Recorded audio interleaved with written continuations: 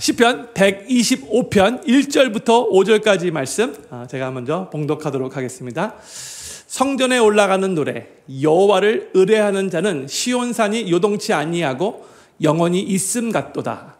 산들이 예루살렘을 두름과 같이 여호와께서 그 백성을 지금부터 영원까지 두르시로다.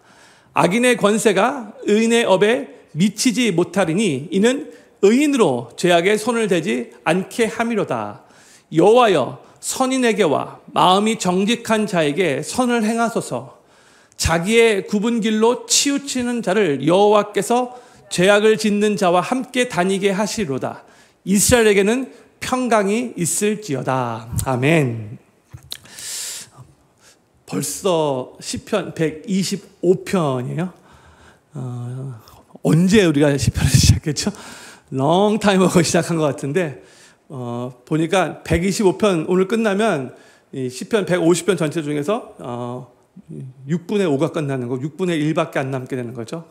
내가 시작할 때 이거 정말 끝낼 수 있을까 하는 생각이 들었는데 드디어 6분의 5가 마치게 되었습니다. 너무나 감사하고 오늘도 말씀을 통한 귀한 은혜가 우리 모두에게 있게 되기를 소망합니다.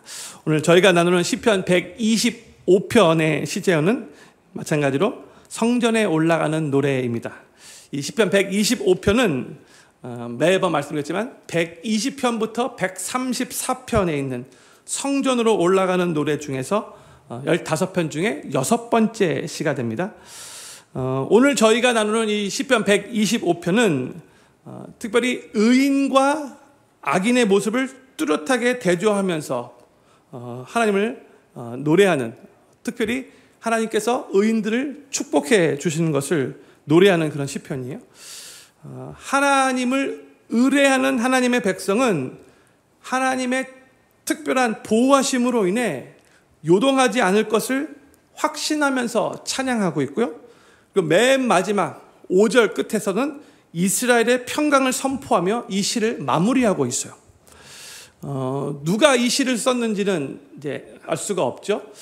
그리고 어떤 배경에서 썼는지 알 수 없어요. 근데 어떤 학자들이 포로 귀환 시대 때에 썼을 것 같다라고 추정을 하지만 그래도 저는 오늘 그 배경을 생각하면서 말씀을 선포하지 않고 그냥 일반적으로 어떠한 배경 때문에 이 시가 써졌다라고 말하지 않고 일반적으로 그렇게 그냥 말씀을 선포하도록 하겠습니다.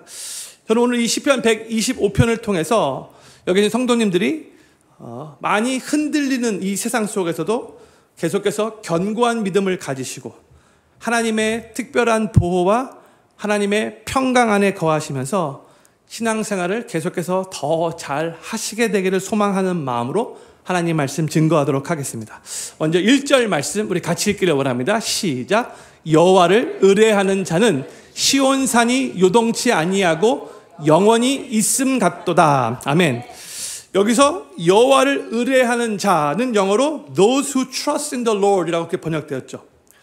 그러니까 하나님을 의지하며 하나님께 모든 것을 맡기고 그 하나님을 신뢰하는 자를 의미하는 거예요. 그래서 한국말로 여호와를 의뢰한다 이런 말이 나올 때 항상 세 가지를 생각하시면 될 것 같아요. 의뢰, 맡김, 신뢰. 3종 세트예요. 저를 한번 따라주세요. 의뢰. 네. 의뢰는 첫 번째가 뭐예요? 의지. 두 번째 맡김. 세 번째 신뢰. 그죠? 의뢰는 의지, 맡김, 신뢰. 오늘 요 세 가지 단어를 딱 마음에 새기시면 좋을 것 같아요.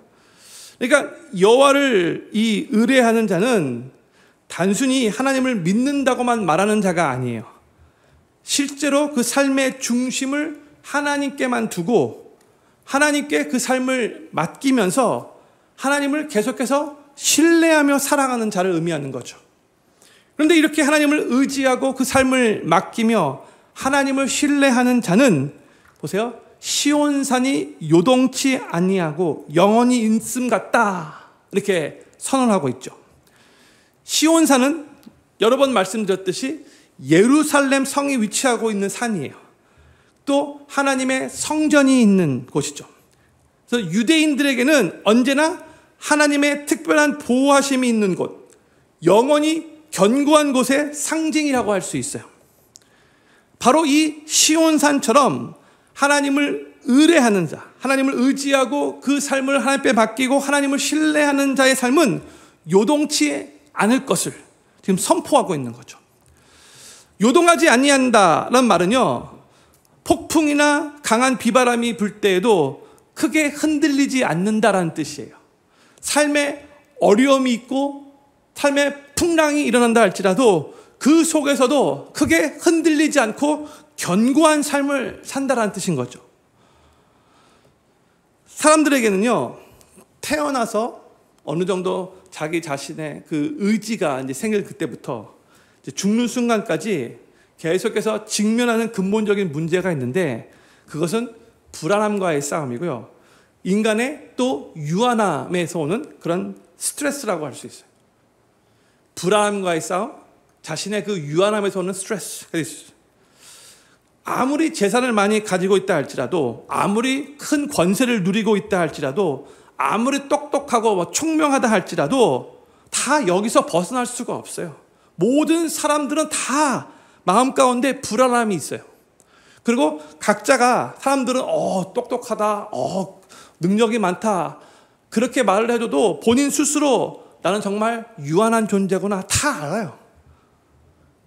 거기서 오는 스트레스가 다 있어요.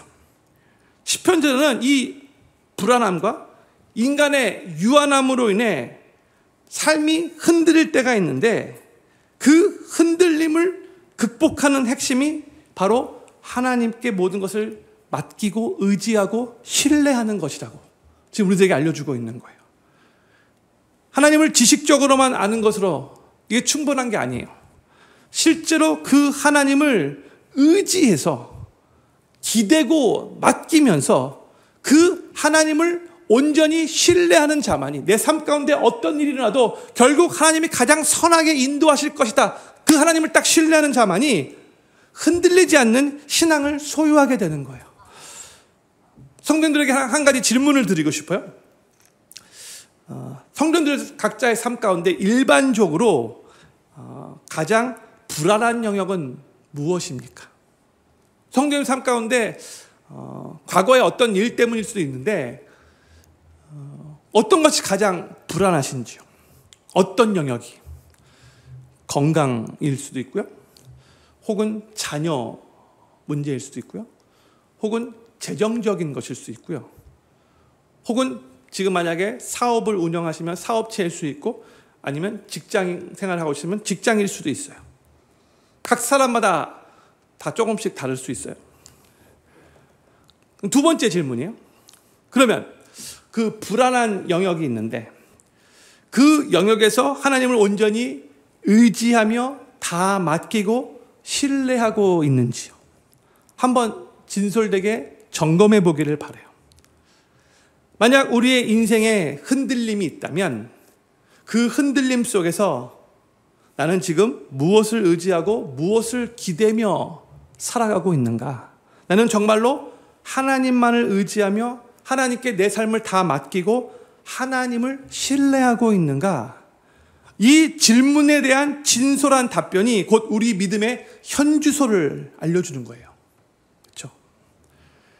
이 답변에 따라서, 진솔한 답변에 따라서 어떤 사람은 흔들리는 그 모래 위에 세워진 인생이 될 수도 있는 것이고, 어떤 사람은 시온산처럼 요동하지 않는 견고한 인생이 될 수 있는 거죠.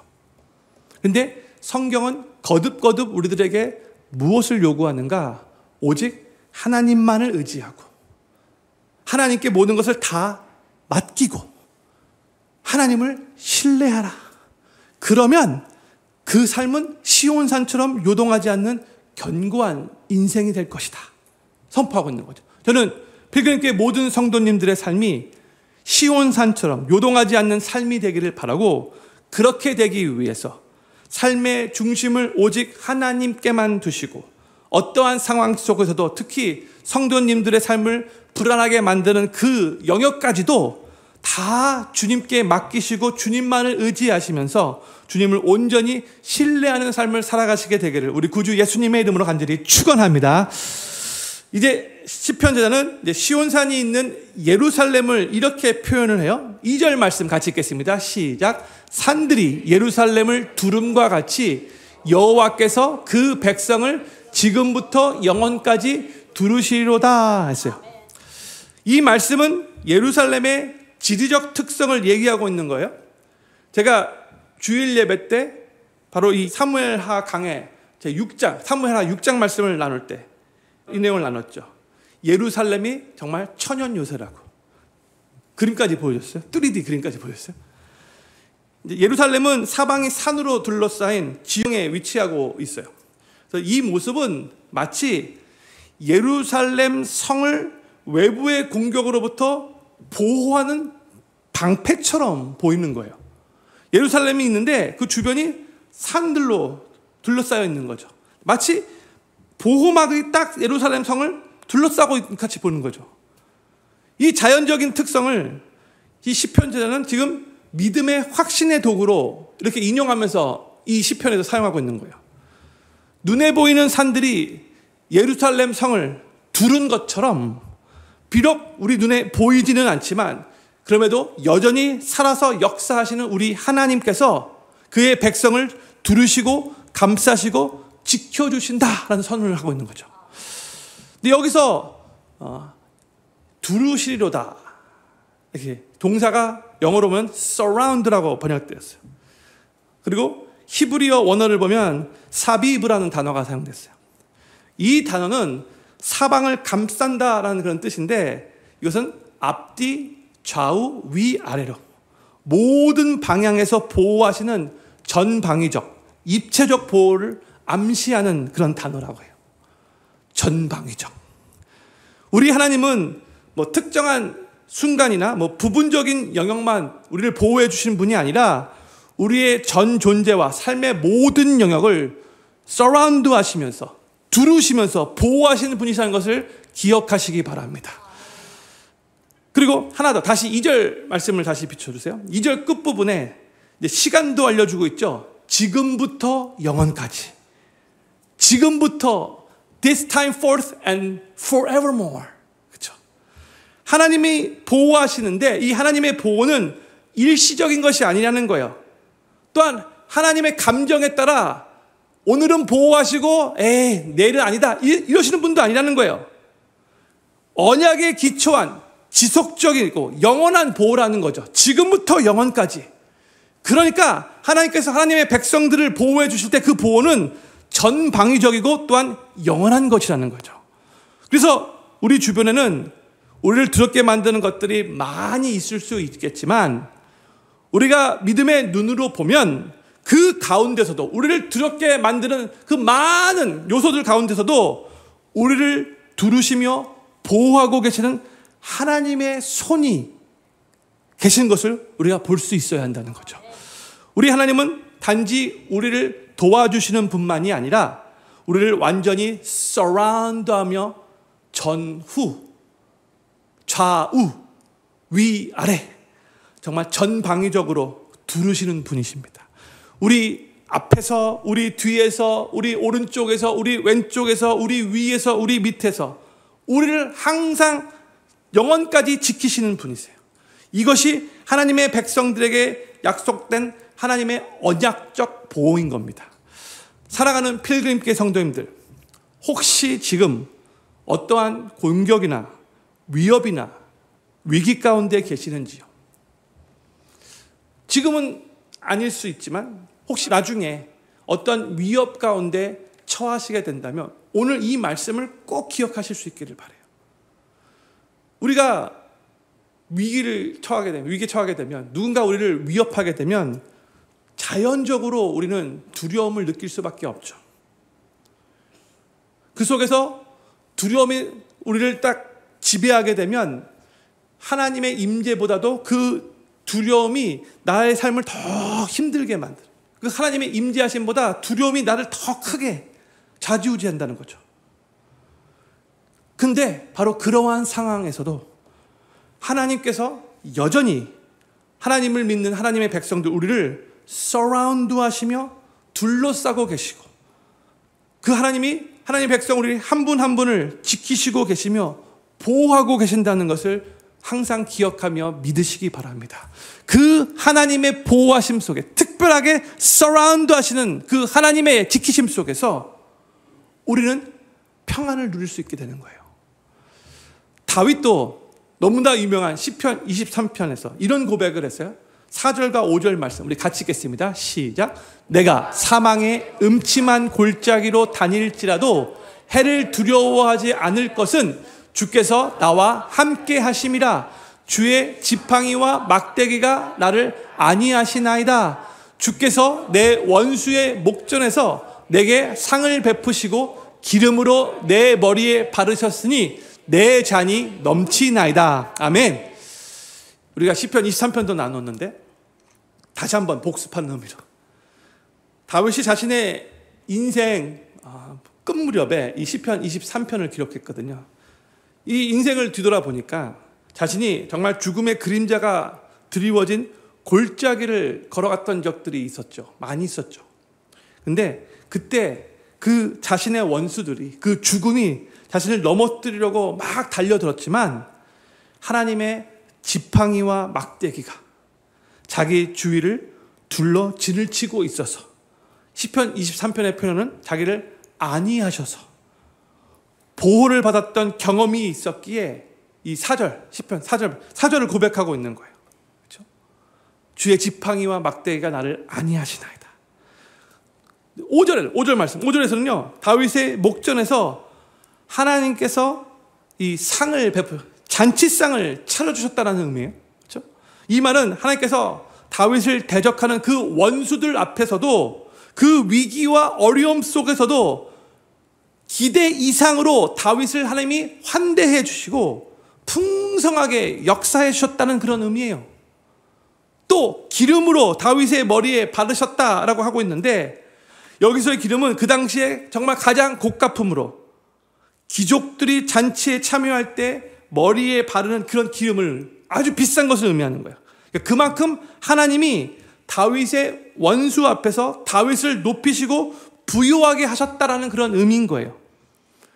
다윗의 원수는 다윗을 막 죽이려고 막 사방팔방 막 그렇게 막 위협을 가했는데 그런데 다윗은 그의 삶이 그렇게 위협 가운데 있었음에도 불구하고 하나님께서 그를 안위하심으로 말미암아 그 기대 이상으로 하나님께서 그를 지키시고 보호하셨을 뿐만이 아니라 그들의 대적 앞에서도 아주 풍성하게 기대 이상으로 일하시는 그 하나님으로 인해 뭐라고 마지막에 고백하고 있어요? 내 잔이 넘치나이다. 이거 고백한 거죠. 저는 필그림교회 모든 성도님들이 예루살렘을 둘러싼 산들과 같이 지금부터 영원까지 하나님께서 하나님의 백성인 우리의 삶을 전후, 좌우, 위아래 전 방향을 두르고 계심을 믿으시기 바라고 또한 우리가 생각하고 기대하는 것 이상으로 풍성하게 일하시는 그 하나님으로 인해서 원수의 목전에서도 내 잔이 넘치나이다라고 고백하실 수 있게 되기를 우리 구주 예수님의 이름으로 간절히 축원합니다. 이제 시편 저자는 하나님을 의지하는 사람들이 흔들리지 않고 견고할 수 있는 이유를 3절에서 이렇게 노래를 해요.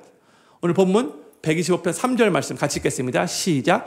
악인의 권세가 의인의 업에 미치지 못하리니 이는 의인으로 죄악에 손을 대지 않게 함이로다 했어요.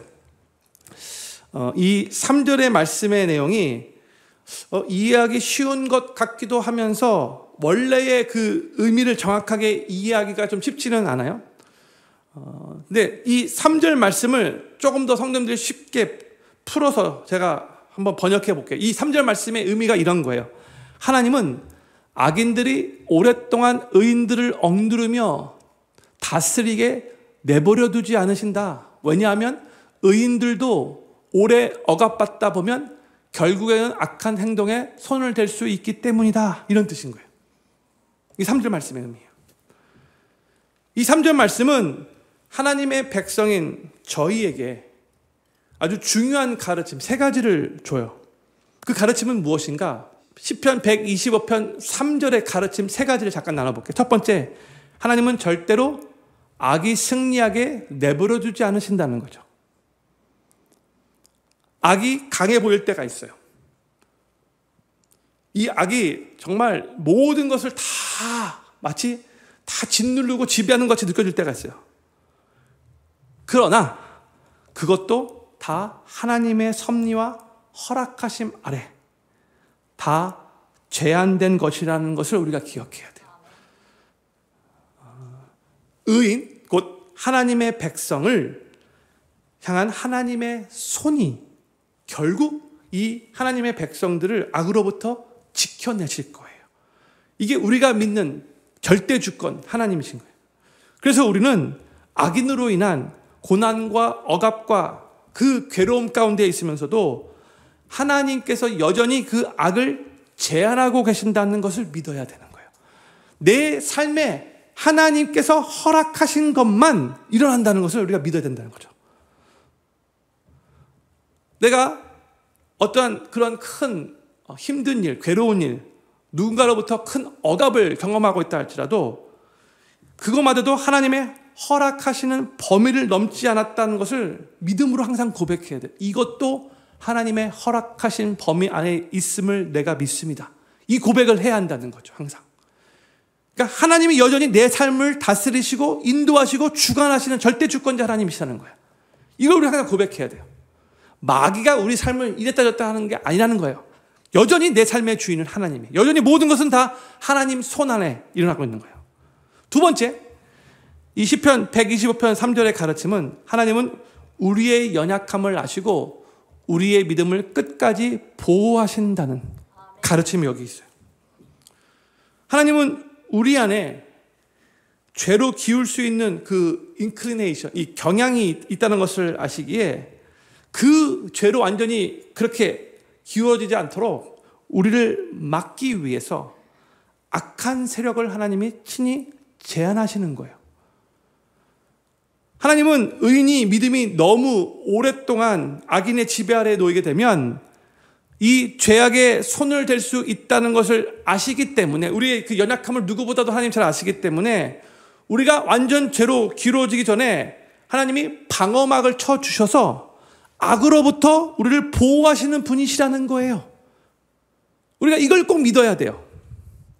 고린도전서 10장 13절 말씀, 유명한 말씀이죠. 우리 같이 한번 읽겠습니다. 시작. 사람이 감당할 시험 밖에는 너희에게 당한 것이 없나니 오직 하나님은 미쁘사 너희가 감당치 못할 시험 당함을 허락지 아니하시고 시험 당할 즈음에 또한 피할 길을 내사 너희로 능히 감당하게 하시느니라. 아멘.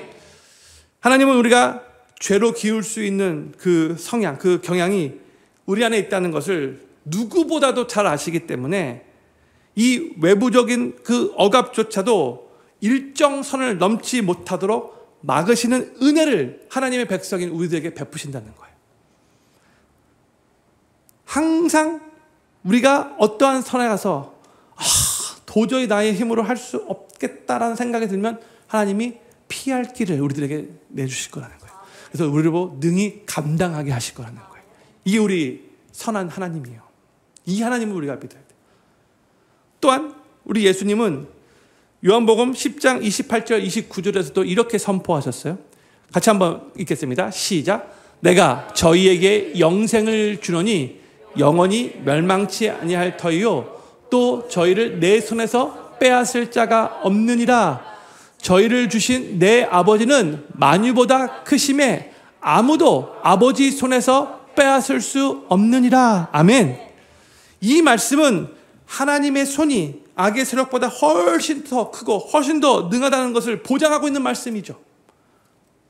그리고 이 말씀은 하나님의 자녀의 그 영원 구원을 그 어느 누구도 빼앗아갈 수 없다는 거예요. 그 구원을 하나님께서 완전히 끝까지 지켜주신다는 거죠. 이 하나님의 말씀이에요. 우리를 끝까지 붙들어 주셔서 결국 하나님의 영원한 천국으로 들어갈 수 있도록 우리를 인도해 주시는 신실하신 하나님 아버지가 된다는 거예요. 또 오늘 본문 말씀 시편 125편 3절이 저희들에게 세 번째 가르침을 주는데, 세 번째는 이거예요. 하나님이 성도의 삶에 잠시 허락하시는 고난과 억압은 성화와 인내를 이루기 위한 훈련인 것이죠. 이걸 우리가 또 기억해야 돼요. 하나님을 믿는 성도는 하나님이 잠시 허락하시는 그 고난과 그 억압의 그 목적이 성도의 성화에 있다는 것, 성도의 삶에 인내를 배우고 인내를 이루게 하기 위한 목적이 있다는 것을 항상 우리가 믿고 있어야 되는 거예요. 하나님이 우리들에게 허락하세요. 고난과 억압 허락하세요. 그런데 결국 그 고난과 그 억압은 우리의 성화를 이루기 위해서, 우리의 인내를 이루기 위한 목적이 있다는 거. 이거 항상 붙잡고 있어야 돼요. 그리고 고난 중에서도 우리는 타협하지 않아야 되는 거예요. 내가 지금 이 고난을 잘 통과하면, 이 훈련을 잘 마치면 훨씬 더 멋진 모습으로, 훨씬 더 성화된 모습으로 하나님 앞에 나가게 될 것을 바라보면서 그 나아질 미래를 기대하면서 우리 어려움을 잘 통과해야 한다는 거죠. 로마서 5장 3절과 4절 말씀 우리 같이 읽겠습니다. 시작. 다만 이뿐 아니라 우리가 환난 중에도 즐거워하나니 이는 환난은 인내를, 인내는 연단을, 연단은 소망을 이루는 줄 알미로다. 아멘. 이 인내와 성화는 딱 하루아침에 이루어질 수 있는 게 아니잖아요. 그렇죠? 이 인내와 성화는 어떻게 보면 반복적인 훈련을 통해서 우리 삶 가운데 반복적으로 경험되는 그 고난과 오랜 그 기다림 속에서 어떻게 보면 억울함과 괴로움 속에서 단련되어지는 영적인 근육이라고 할 수 있어요. 하루아침에 딱 이루어지는 게 아닌 거죠. 그래서 고난과 억압 속에서 우리는 더욱더 기도해야 하는 것이고 더욱더 하나님 말씀 깊이 묵상해야 하는 것이고 내 삶 가운데 내 인격 속에서 모난 부분들이 있을 텐데 그 고난 중에서 그 억압 중에서 예수님을 닮아서 변화되어야 할 부분이 무엇인지를 계속해서 돌아보면서 그 시간을 성화의 기회로 삼아야 한다는 거예요. 내 안에 아직도 이런 모난 부분이 있는데 바로 이 고난의 시기를 통해서 이 모난 부분을 하나님이 지금 깎기를 원하시는구나. 이 고백이 있어야 한다는 거죠. 이렇게 반응하는 것이 이 고난과 억압의 시간에 할 수 있는 우리의 최고의 반응인 거예요. 아, 왜 나에게 또 이런 힘든 일이 생겼지? 왜 학원날 왜 나한테는 이런 어려운 일이 맨날 생기는 거지? 이게 아니라는 거예요. 만약에 내 스스로 왜 허건날 나에게 이런 어려운 일이 생긴가 그런 생각이 든다면 그러면 아직도 모난 부분이 많다고 생각하시면 되겠어요. 아직도 깎여야 될 부분이 많이 있는 거예요. 아직도. 저는 필그림교회 모든 성도님들이 악이 결코 이기도록 내버려두지 않으시는 우리 하나님을 믿음으로 바라보시면서 우리의 연약함을 아시고 우리의 믿음을 끝까지 지키시는 그 주님의 신실하심을 모두가 다 신뢰하실 수 있기를 바라고 또한 하나님께서 때로는 우리 삶에 잠시 고난과 억압을 허락하실지라도 그 모든 순간들을 통해서 더욱더 인내를 배우시고 성화의 열매를 맺어가시게 되기를 우리 구주 예수님의 이름으로 간절히 축원합니다. 시편 저자는 1절부터 3절에서 하나님을 의지하고 신뢰하는 사람의 그 하나님의 사람을 지켜주시는 그 하나님에 대해서 신앙 고백을 하고 나서 이제 4절과 5절에서는 하나님께서 의롭게 행해 주실 것을 간구하는 내용, 믿음으로 고백하며 선포하는 내용이 기록되어 있어요. 4절 말씀부터 먼저 읽겠습니다. 시작. 여호와여 선인에게와 마음이 정직한 자에게 선을 행하소서 했어요. 이 4절 말씀은 하나님의 보호하심이 삶 속에서 선하게 드러나기를 간구하는 내용이라고 할 수 있어요.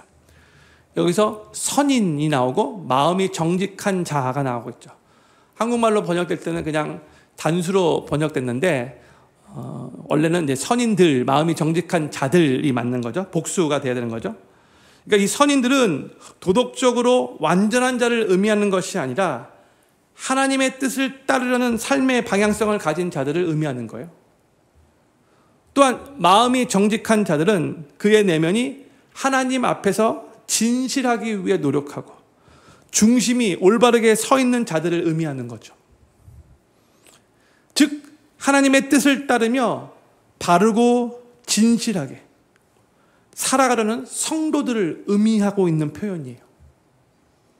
그러면서 하나님께 선을 행하소서 이렇게 간구하고 있죠.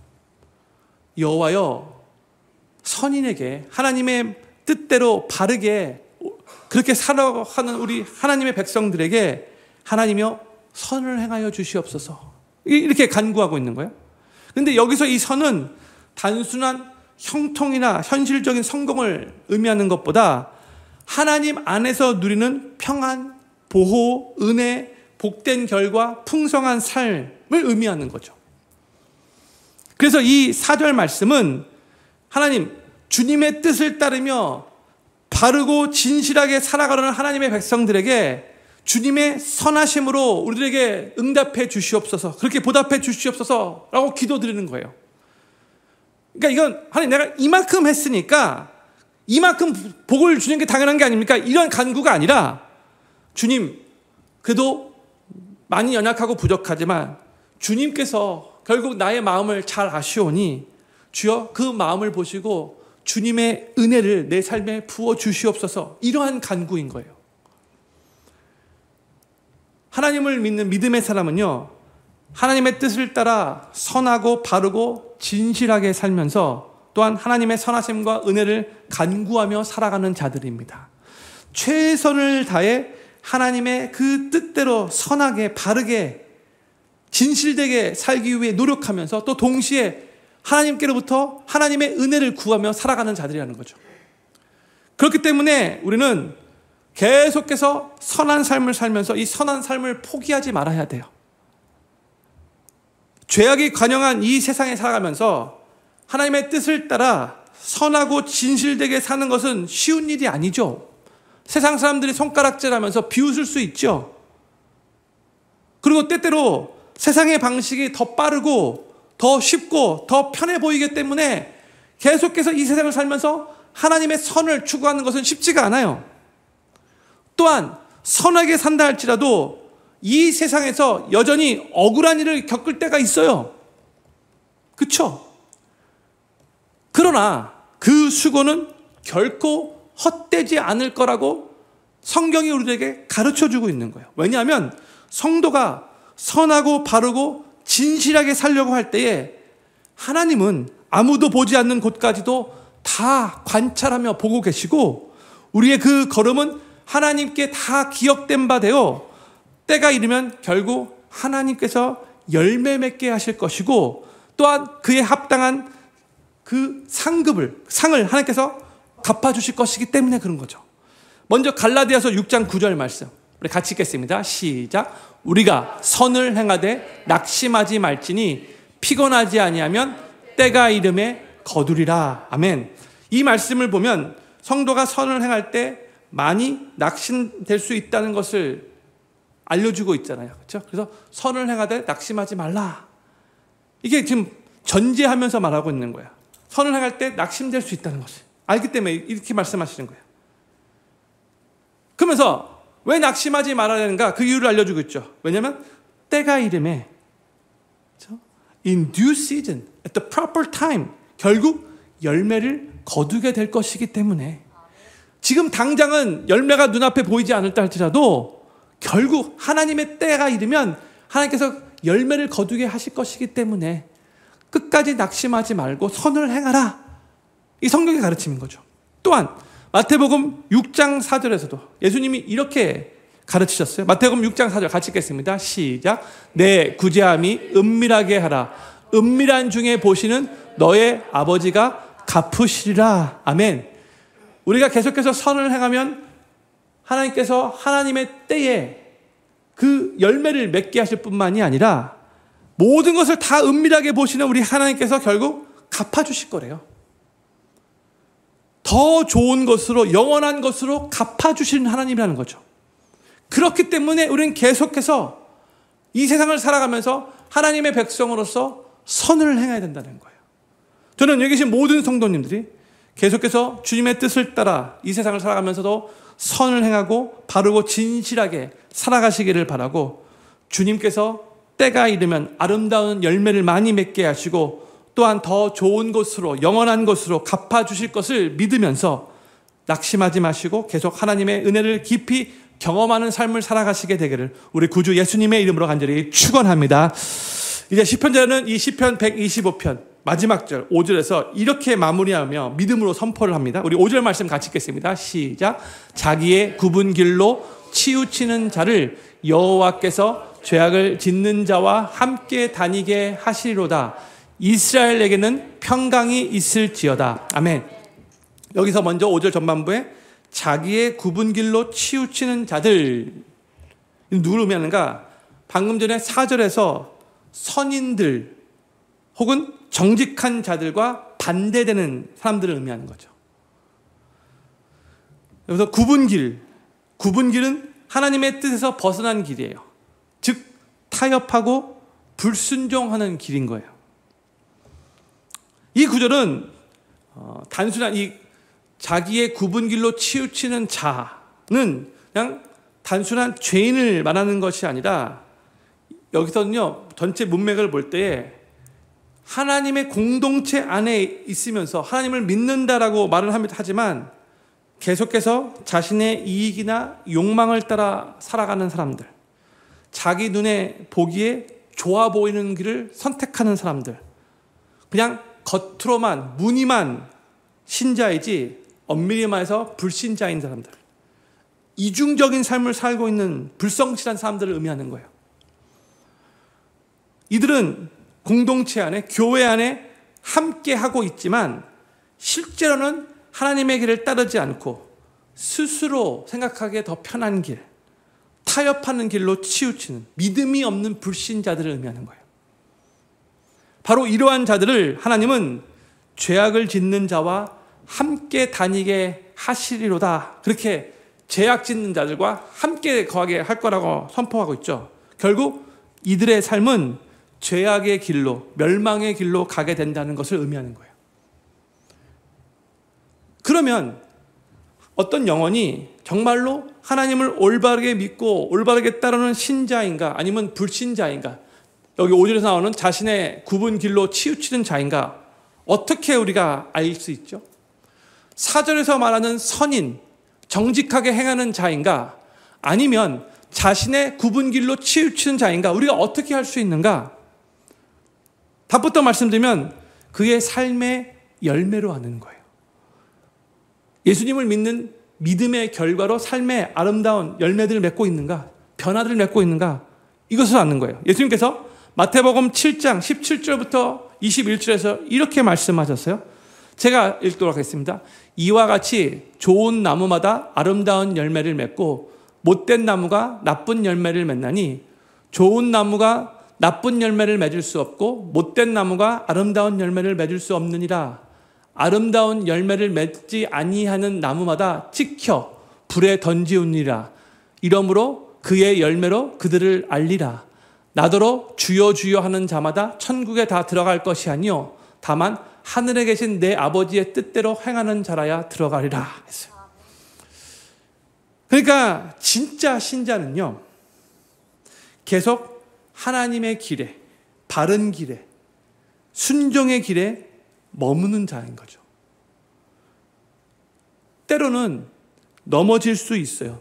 때로는 육신의 연약함 때문에 잠시 굽은 길로 갈 수도 있겠지만 참된 신자는요, 결국 다시 회개하고 하나님께로 돌아오는 거예요. 하나님의 길로, 순종의 길로 돌아와서 결국 열매 맺는 삶을 살게 될 거라는 거예요.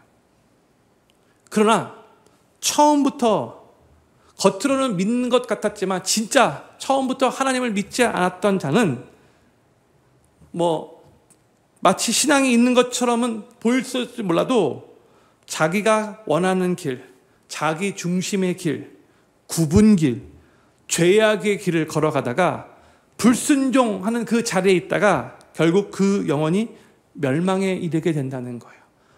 마지막 때 주님 앞에서 주여 주여 해도 하나님이 너는 원래 나 온전히 믿지 않았어, 이렇게 말씀하실 거라는 거죠. 그러면서 오늘 본문 말씀 맨 마지막 5절, 맨 마지막 다시 5절 보세요. 뭐라고 선포하며 마치냐면 이스라엘에게는 평강이 있을지어다 했어요. Peace be upon Israel 선포하고 있죠. 이렇게 끝을 맺고 있어요. 이게 무슨 말이냐면 끝까지 바른 길을, 순종의 길을 걷는 참된 하나님의 백성에게는 하나님이 주시는 그 샬롬, 평강이 약속된다는 뜻이죠. 여기서 평강은 단지 평화로운 감정 상태만을 의미하는 게 아니고요. 하나님과의 올바른 관계 안에서 누리는 풍성함, 안전, 회복, 번영, 모든 것을 다 포함하고 있는 단어, 평강, 샬롬이에요. 이 평강은 하나님을 처음부터 믿고 끝까지 그 하나님을 믿는 그 바른 길에서 계속해서 하나님께 영광 돌리면서 그 믿음의 길을 걸어가는 자에게 주어지는 복인 거죠. 세상 사람들이 아무리 돈이 많고 아무리 높은 자리에 앉아도 그 심령 안에는 참된 평강이 없어요. 그래서 늘 불안하고요. 늘 걱정이 많아요. 많은 것을 소유하고 있으면 소유할수록 더 불안해지는 거예요. 뭐 하늘을 나는 새를 떨어뜨릴 정도의 권력을 가지고 있다 할지라도 마음 한구석에 있는 두려움을 몰아내지 못해요. 그 연약한 인간의 모습인 거예요. 그러나 하나님을 온전히 믿고 하나님께 다 그 모든 것들을 맡기고 신뢰하며 하나님의 길을 걸어가는 하나님 사람들의 그 심령에는 세상 사람들은 이해할 수 없는 놀라운 평강이 있는 거죠. 환경을 뛰어넘는 하늘로부터 임하는 그 샬롬, 평강인 거예요. 바로 우리 주님이 이 평강을 주님을 믿고 섬기는 모든 주님의 백성들에게 약속해 주셨죠. 요한복음 16장 33절 말씀 우리 같이 읽겠습니다. 시작. 이것을 너희에게 이름은 너희로 내 안에서 평안을 누리게 하려 함이라. 세상에서는 너희가 환난을 당하나 담대하라 내가 세상을 이기었노라 하시니라. 아멘. 저는 필그림교회 모든 성도님들이 이 세상에서 신앙생활을 해나가시면서 때로는 넘어질 수도 있고 때로는 연약해서 잠시 굽은 길을 갈 수도 있겠지만 그때마다 곧바로 회개하고 다시 하나님의 길로 순종의 길로 돌아와 열매 맺는 삶을 사시면서 세상 사람들은 이해할 수 없는 환경을 뛰어넘는 하늘로부터 임하는 그 샬롬 평강을 누리시며 하나님과의 올바른 관계 안에서 풍성함, 안전, 회복, 번영을 날마다 경험하는 복된 삶을 계속해서 주님 오시는 그날까지 누리시며 살아가시게 되기를 우리 구주 예수님의 이름으로 간절히 축원합니다. 기도 제목 5가지 읽고 기도하는 시간 갖도록 하겠습니다. 첫 번째 기도 제목입니다. 우리의 삶이 시온산처럼 결코 요동하지 않는 삶이 되게 하소서. 그렇게 되기 위해 삶의 중심을 언제나 하나님께 놓이게 하시고 어떠한 상황 속에서도 오직 주님만을 의지하며 주님께 모든 것을 맡기며 주님을 온전히 신뢰하게 하소서. 두 번째, 예루살렘을 두르고 있는 산들처럼 하나님께서 하나님의 백성인 우리의 삶을 지금부터 영원까지 앞뒤 좌우 위아래 전 방향을 완전하게 두르고 계심을 믿게 하소서. 또한 우리가 생각하고 기대하는 것보다 훨씬 더 풍성하게 일하시는 하나님으로 인해 원수의 목전에서도 내 잔이 넘치나이다 라고 자연스럽게 고백이 흘러나오게 하소서. 세 번째, 악이 이기도록 결코 내버려두지 않으시는 하나님을 믿음으로 바라보게 하시고 우리의 연약함을 아시며 끝까지 믿음을 지키시는 주님의 신실하심을 신뢰하게 하소서.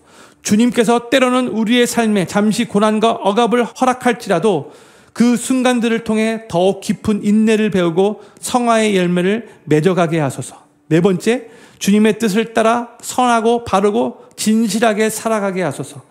주님께서 정하신 때가 이르면 아름다운 열매를 맺게 하시고 더 좋은 것, 영원한 것으로 갚아주실 줄을 믿으며 낙심하지 않고 계속 하나님의 은혜를 깊이 경험하는 삶을 살아가게 하소서. 마지막 5번째, 신앙의 길을 걸어가는 동안 때로는 넘어지기도 하고 순간적으로 굽은 길을 들어설 때도 있지만 곧바로 회개하고 다시 하나님의 길, 순종의 길로 돌아와 열매 맺는 삶을 살아가게 하소서. 그로 인해 세상 사람들은 이해할 수 없는 환경을 초월하는 하늘로부터 임하는 평강을 누리게 하시고 하나님과의 올바른 관계 안에서 풍성함과 안전, 회복, 번영을 날마다 경험하는 복된 삶을 살아가게 하소서. 아멘. 오늘 시편 125편 말씀 아주 심플하게 5구절밖에 되지 않지만 한 구절 한 것이 너무나 소중한 그런 의미를 담고 있는데 이 말씀을 생각하면서 우리 5가지 기도 제목 각 절마다 우리가 찾은 그 기도 제목들을 놓고 같이 하나님 앞에 간절하게 합심으로 기도하는 시간 갖기를 원합니다. 기도하겠습니다.